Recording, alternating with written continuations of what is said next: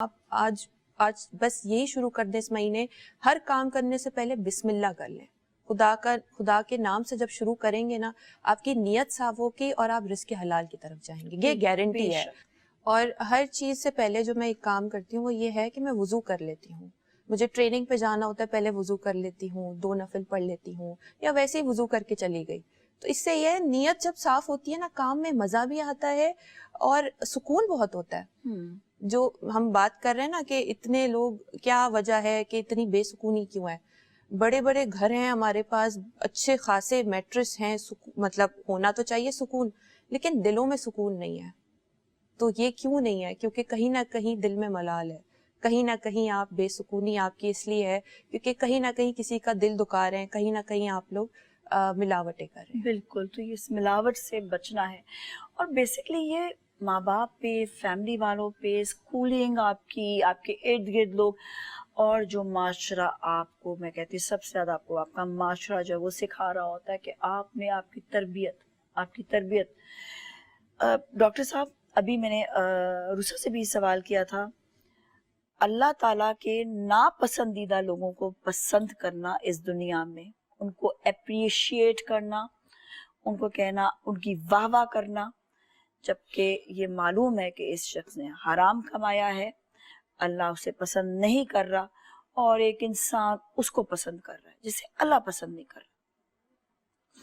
اصل میں بات یہ ہے کہ آرگنائزیشنل بیہیویئر میرا خیال ہے کہ بڑا کامن سبجیکٹ ہے ورلڈ وائڈ، اور میں اس کا پروفیسر بھی رہا، تو تھوڑا سا اس کے ریسرچز میں ایک چیز ہے کہ یہ جو بزنس اورینٹڈ لوگ ہیں، جن کے مزاجوں کے اندر صرف پیسے کی، کمانے کی ایک ہوس، یا اسے ایمانداری کے ساتھ کما کر برتنے کی ہوس، میں نے دونوں کے لیے الگ استعمال کیے. یہاں ہوس بمعنی خدمت کے ہے کہ بس مجھے زیادہ، جیسے قرآن کریم نے حضور کے لیے فرمایا نا کہ حریص علیکم بالمؤمنین رؤوف الرحیم، کہ وہ حریص ہیں، یعنی تم سے اتنا پیار کرتے ہیں کہ تمہیں شاید اپنے آپ سے اتنا پیار نہ ہو جتنا حضور تم سے کرتے ہیں. تو حریص کا لفظ استعمال کیا. یہاں جو حرص ہے وہ طمع کے معنوں میں، لالچ کے معنوں میں، جیسے آپ خاتون بھی یہ کہہ رہی تھی، آپ بھی بار بار اس طرف اشارہ کر رہے تھے، آپ نے بھی اپنی گفتگو میں کی بات. جو لوگ ناپسندیدہ ہیں وہ پسندیدہ بھی ہو سکتے ہیں، تو ہمیں دروازہ بند نہیں کرنا چاہیے، ججمنٹل نہیں ہونا چاہیے. میں پہلے تو بنیادی بات یہ، کیونکہ اللہ تبارک و تعالیٰ کی رحمت ہے، نہ جانے کون سی ادا پسند آ جائے اور وہ شخص پلٹ کر آ جائے راستے پر. بڑے بڑے واقعات ایسے موجود ہیں، اس طرف نہیں جاؤں گا. یہ پیسہ جو ہے اگر بدنیتی سے کما کر کسی اچھی جگہ پر بھی خرچ کیا جائے تب بھی وہ پاکیزہ نہیں ہوتا. بالکل ایسے ہی جیسے آپ زمزم رکھیں اور اس زمزم میں شراب کے 2 قطرے آپ نے ڈال دیے، تو آپ یہ کہیں کہ جی اب میرے لیے جائز ہو گئی کیونکہ میں نے زمزم میں ملا دیا ہے، تو دونوں کا اسٹیٹس الگ الگ رہے گا. ٹھیک ہے، کلیئر ہو گئی نا بات؟ تو اللہ تبارک و تعالیٰ نے مثالوں کے ذریعے اور حضور اکرم صلی اللہ علیہ وآلہ وسلم نے اپنی زندگی کے ذریعے یہ بتایا کہ کیا کبھی اندھیرا اور اجالا بھی ایک جیسے ہو سکتے ہیں؟ کیا کبھی آنکھ والا اور نابینا کیا ایک جیسے ہو سکتے ہیں؟ بہت ساری مثالیں ہیں اس کے اندر. تو جو ایماندار ہے اس کی عزت اللہ تبارک و تعالیٰ زمین پر برقرار رکھتا ہے، یہاں تک کہ جب وہ دنیا سے چلا جاتا ہے تب بھی اس کے قبر کی عزت ہوتی ہے. اور جو بے ایمان ہے، بددیانت ہے، جو کسی بھی سطح پر اسے کوئی بھی ذمہ داری دی گئی ہو لیکن اس نے وہ ایمانداری سے نہیں نبھایا، صرف پیسہ کما لینا کہ کسی بزنس سے، تو ہم بزنس کلاس سے ذرا سا باہر نکلے تو اس میں کیا چیز نظر آتی ہے؟ آپ نوکری پر ہیں، آپ کے 8:30 بجے ٹائمنگ ہے اور آپ 11 بجے آ رہے ہیں اور سائن کر کے آپ چلے گئے سرکاری نوکری کے اندر. جو کچھ پیسہ آپ اس مہینے سے لے رہے ہیں اور اس میں اگر پرسنٹیج بھی دے رہے ہیں اپنے سپروائزر کو، میں نے دیکھا کچھ لوگ ایسے ہیں، میں سب کی بات نہیں کرتا، پروفیسرز، انہوں نے پرائیویٹ ٹیوشن سینٹرز کھولے میں، وہ کلاس میں نہیں جاتے یونیورسٹی میں پڑھانے کے لیے یا کالج کے اندر نہیں جاتے پڑھانے کے لیے، میں سب کی نہیں، میں چند لوگوں کی بات کر رہا ہوں، تو اس کو خدا را آپ جنرلائز نہ کیجیے گا. لیکن ٹیوشن سینٹر میں وہ اپنے وقت سے پہلے موجود ہے. کیوں؟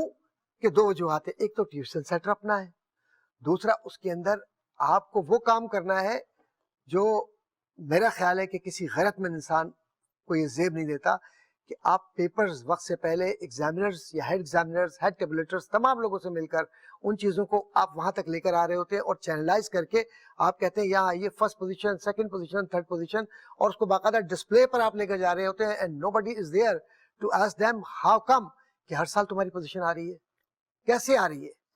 اس کا مقصد یہ ہوا کہ بین السطور یا آہستگی کے ساتھ کہیں نہ کہیں کوئی نہ کوئی چین ڈس آنیسٹی کے ساتھ کام کر رہی ہے تعلیم کے نام پر. تو جب آپ تعلیمی اداروں کے اندر، اس کے رزق کے اندر، اپنے گھر کے اندر، ماحول کے اندر ان چیزوں کو لے کر آئیں گے، پھر آپ بات کریں گے میرٹ کی. تو وہ جو میرٹ کا لڑکا ہے اس کو تو آپ نے باہر پھینک دیا ہے. اینڈ پھر میں اس کو جنرلائز نہیں کروں گا، اس لیے کہ کمیشن میں نے بھی کوالیفائی کیا، پبلک سروس کمیشن، میرے پاس کوئی سفارش نہیں تھی اور میں نے کمیشن کوالیفائی کیا. لیکن جب آپ ایک یارڈسٹک رکھتے ہیں تو اس میں ایمان اور بے ایمان دونوں کے درمیان ایک فرق رکھتے ہیں. اس لائن آف ڈیمارکیشن کے اندر آپ یہ سلیکٹ کرتے ہیں کہ اس کا ایپٹیٹیوڈ کیا ہے. میں خود جو فیڈرل پبلک سروس کمیشن کے انٹرویوز ہوتے تھے، انٹرویو لینے والوں میں تھا. میں نے دیکھا ایمانداری کے ساتھ وہ انٹرویو لے رہے ہیں. ایسا نہیں کہ ہمارا معاشرہ پورا برا ہو گیا ہے، لیکن اکثریت یا کچھ لوگ ایسے ہوتے ہیں جب شامل ہو جاتے ہیں، چاہے وہ بزنس کلاس کے اندر جائیں، چاہے وہ سرکاری نوکری میں جائیں، وہ کسی اور جگہ پر جائیں، ان کی فطرت کے یا ان کے مزاج کے اندر یہ ہے کہ جب تک وہ بے ایمانی سے پیسہ نہیں کمائیں گے نا، اس وقت تک انہیں سکون نہیں آتا. اور پھر ہمارے گھر کے اندر یا ہمارے معاشرے کے اندر اب یہ ہو گیا نا کہ ہرس ہو گئی ہے. اس کے پاس یہ گاڑی ہے، اس نے اس کلر کے کپڑے پہنے، اس نے یہ کیا، یہ شادی آ رہی ہے، اس میں مجھے یہ کرنا ہے، مجھے اس طرح کا سیٹ چاہیے. تو بھائی گھر والوں کو کہو خدا کے واسطے مجھے قبر میں سکون سے رہنا ہے اور اللہ کے پاس کامیابی کے ساتھ جانا ہے. میرے منہ کو نہ یہاں کالا کرو نہ وہاں.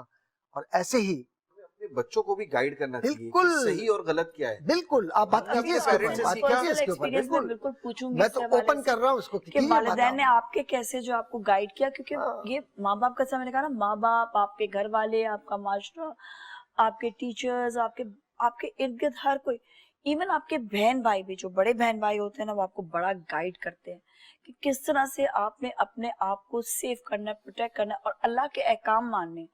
یہ جو رزق حلال ہے نا، یہ اللہ کے بڑے مین احکامات سے ایک ہے کہ رزق حلال کماؤ اور اللہ کے پسندیدہ بندے بنو، کیونکہ اس سے جڑی ہوئی بہت ساری چیزیں ہوتی ہیں، ہماری بہت ساری کڑیاں جڑی ہوئی ہیں، ہماری اچھائی برائی ہر چیز اس سے جڑی ہوئی ہوتی ہے، ہماری فیملی، ہمارے لوگ. So we really have to take care of this. ہم جائیں گے بریک کی جانب، بریک کے بعد پھر ہم ملیں گے، ہمارے ساتھ ہی رہیں. جی ناظرین، ایک بار پھر ہم آپ کے ساتھ موجود ہے اور افطار لاؤنج میں بات ہو رہی ہے رزق حلال کے حوالے سے.